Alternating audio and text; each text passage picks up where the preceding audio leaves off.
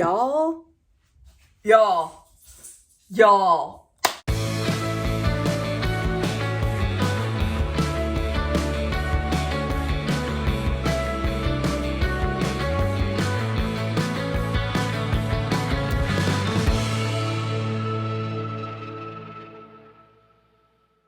So many things to show you, but okay, Trader Joe's, sorry, thoughts. I can't bring them together. So much stuff's going on. Wooden flowers, and I thought that would be so much better than trying to buy flowers all the time. Here's the rest of the groceries do not matter. Rest of groceries don't matter. Same shit every time. But what I have been looking for a year, I don't know, since I heard about them coming out, finally made it to my Trader Joe's. Finally. Oh my God. Ah! So this is kimbap. And I'm very hungry and I'm really excited that this is in my possession right now. There was a limit of 4, and so I bought 3. Not to be too greedy, you know. I took today off because I didn't know how my teeth were gonna be doing, but I'm fine. I had an appointment anyhow to get my blood drawn, so I didn't eat anything, went and did all this stuff, and I'm so excited. So excited. So it's Korean tofu with vegetables, seaweed, and rice. I'll give you one different thing. Savory chicken. It's got herbs. Herbs is a weird word. One more thing. I got the lemon flavored cake because that was new and I stopped myself from getting it last time. But I was like, I wanna try it. I got these little mini cinnamon rolls. I thought, how cute. Why? I don't know. Peppers with cheese filling. Why not?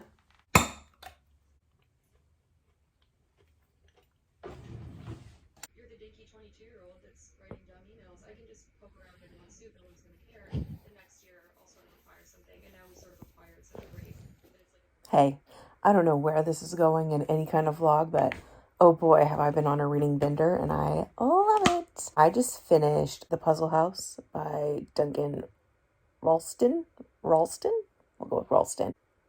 I really enjoyed it. I finished it rather quickly, and it's about these 6 different people. Oh, you're in this will for this famous person, and you only know one of them. Joy was his ex-wife, or is about to be his ex-wife, estranged wife, if you will. And you're trying to figure out throughout the rest of the time how they're all connected. And yeah, I'm not going to give any spoilers on that, but they have to figure out each puzzle in order to try to get out of the house. So I actually really enjoyed it. Basically, it was a fun way for me to be like, use all my useless knowledge that I know about like ancient religions. So I gave it a 4 stars. I wish that they kind of continued on. They kind of left it on a cliffhanger, so I don't know if there is a second book or not that goes along with it. Maybe that's what Ghostland is. That's the same author, so I'm wondering if that's what it is, if it just kind of continues on to that book. But I enjoyed it. I liked it. I just discovered, I did not know that this existed. There's something called Libby. It's an app. You could download it and you can access your libraries, like total online ebooks, audiobooks, that kind of stuff. Because I've been driving up and back and forth from my parents' house a lot for a bunch of different reasons. Like, I'm tired of listening to the radio. I would rather listen to a book, be a little bit more productive. And so I downloaded it, and I downloaded 3 audiobooks from it. So I downloaded Tress and the Emerald Sea, I downloaded The Last Housewife, and then I downloaded 1984. And I DNF'd Tress. I think it's Tress and the Emerald Sea. Some of the booktubers I watch, they like fantasy and they really liked that book. So I was like, I'll give it a try. It's it's not my thing. It's not my thing at all. I do not like fantasy whatsoever. So got rid of that. But I started listening to The Last Housewife, and that one I absolutely love. It's very good. It brings up very interesting points about feminism, anti-feminism, new age feminism. It's very interesting kind of concept to kind of sit and listen to. And so I'm almost done with that. It says I have 4 hours left, but I listened to it at 1.5 times speed because the 1 time speed was so slow, and I was like, I can't do this. So like 1.5 is perfect to just kind of listen to. So it'll probably be I mean, math-wise, it'll be done in 3 hours, less than 3 hours, something like that. But yeah, that one's really good. And then I also downloaded so I'll listen to 1984. I didn't read 1984 in school, and I was like, I want to read some more of the classics. So I downloaded that one to listen to. I don't know. But you could also do books. So I just downloaded from my library Fantastic Land by Mike McCoven, and I have no idea what this is about. It says it's a thriller. No clue what this is about. Someone recommended it. Who that was, I don't remember. I only have 21 days to read it. I got this one right away, so I don't think there's anyone waiting in line for it. So if I need to renew it, I think I could. I also downloaded Dante's Inferno because that's been popping up a lot too on things that I should read. Dante's Inferno, didn't read that in school either. I'm sure I would have if I did the AP course like I should have, but I didn't. I refused to do it. When I was a freshman in high school, I went to a private school. I was public school, transitioned to private school for them basically not wanting to help me with my dyslexia, and my mom was like, fuck that.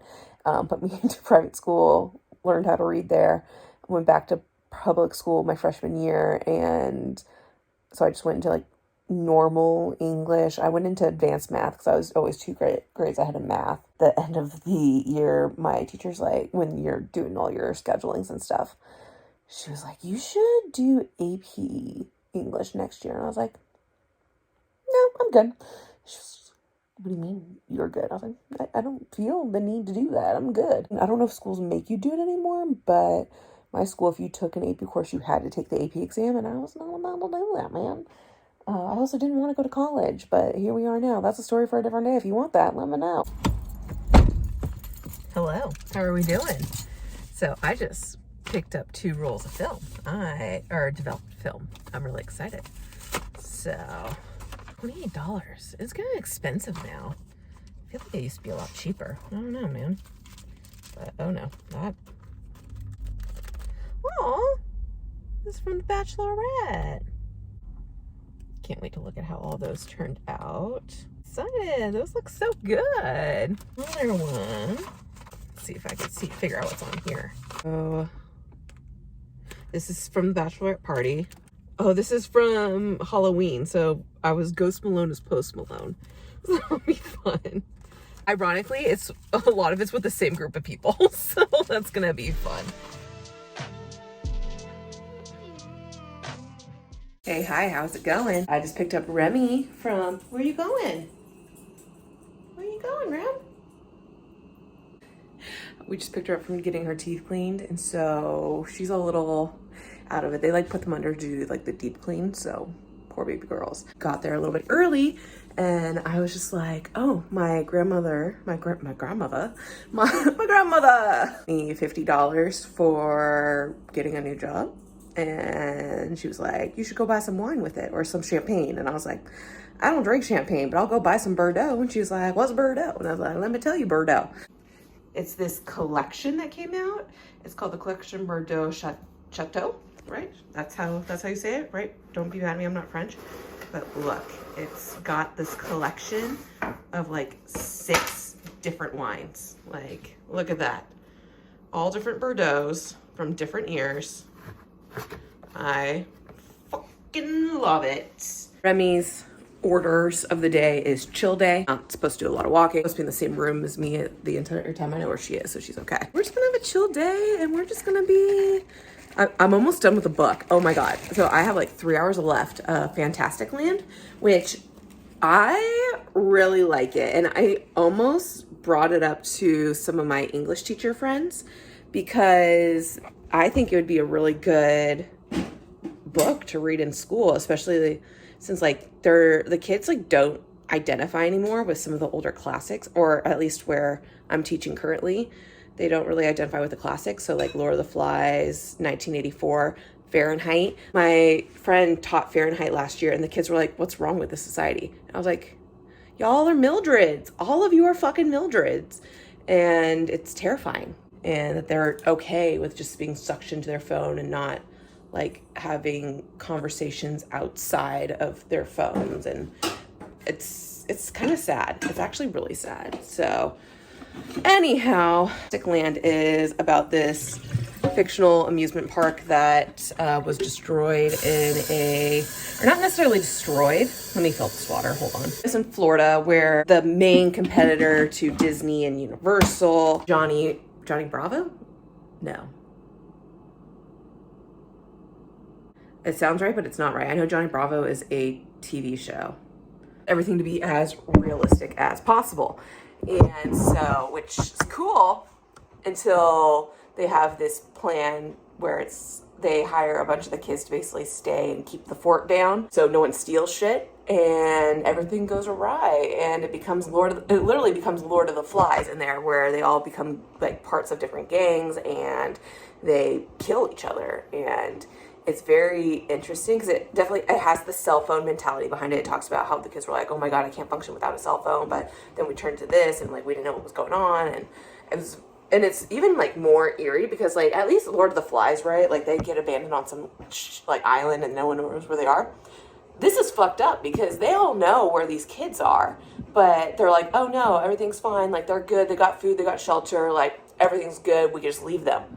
Nah, they weren't good, man. They were not good, man. It's enough. That's a lie. The coffee's not done for the wild ride, and I got to return it anyhow because I borrowed it from the library. I didn't know. Like, I had no idea. I had no idea you could, like, rent ebooks and send them to your Kindle from your library. Like, dude, I could have saved at least $100, you know? Like, at least $100 since I started, like, actually reading. That's wild. And yeah, so, and like some of the books, like you can get right away, like Fantastic Land, I got right away. I've been listening to audiobooks. I don't count them as reading though. That's going to probably be a hot topic of debate. I don't consider, for me, I don't consider audiobooks as reading. Just, I consider it like another podcast that I'm just like listening to for enjoyment.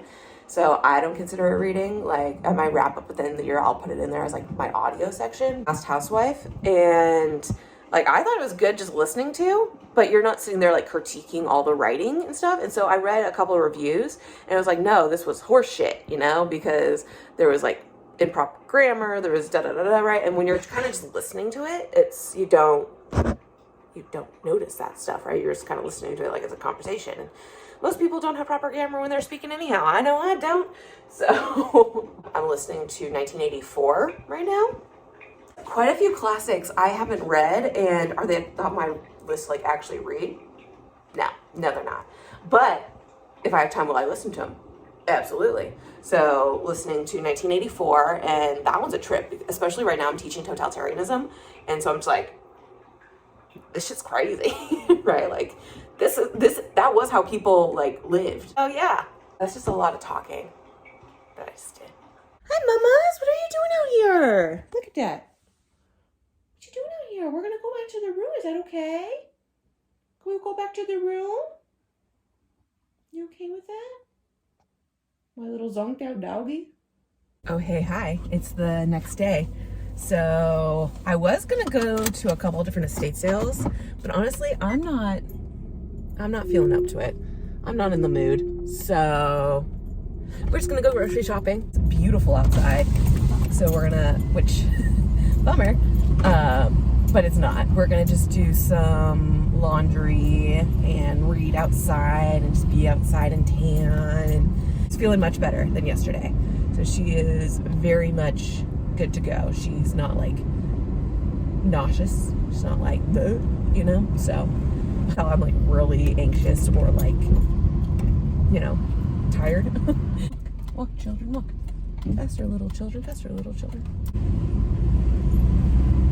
Yeah, that kind of solidified I don't want to be out in the public because people are stupid right now. Because it's gorgeous and everyone's like, let's go to the beach because it's gorgeous, and which rightfully so, you should. But I'm going to do that later when everyone leaves, and then Remy and I can, like, you know, enjoy our walk. But yeah. Oh, I'm gonna listen to 1984 while I'm in there because I only have like a couple more days with the audio and I need to listen to it like ASAP.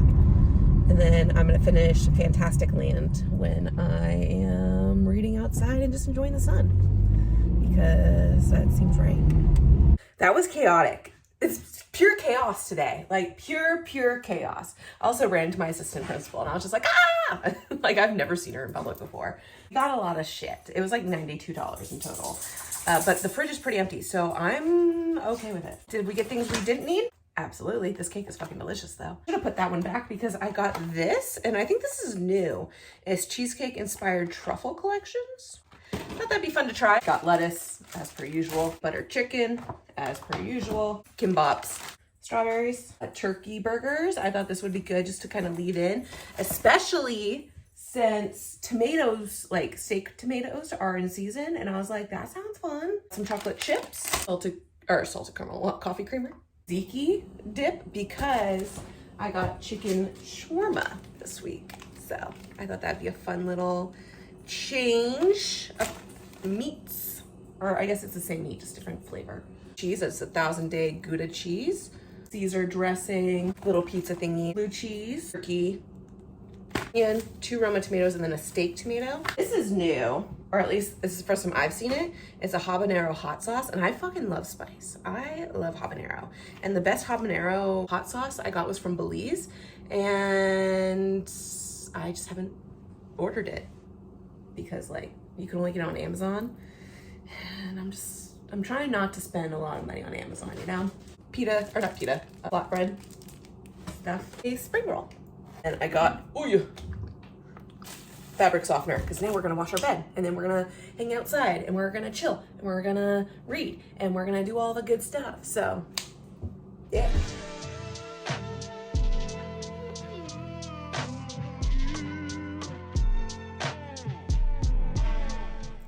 It is later in the day. I vacuumed. Made dinner. We meal prepped out of that for 2 lunches. So, you know, killing it. But we also, unironically, we killed Fantasticland. And honestly, I rated this 5 stars. Right here, Fantasticland, 5 stars. I wouldn't call it a thriller.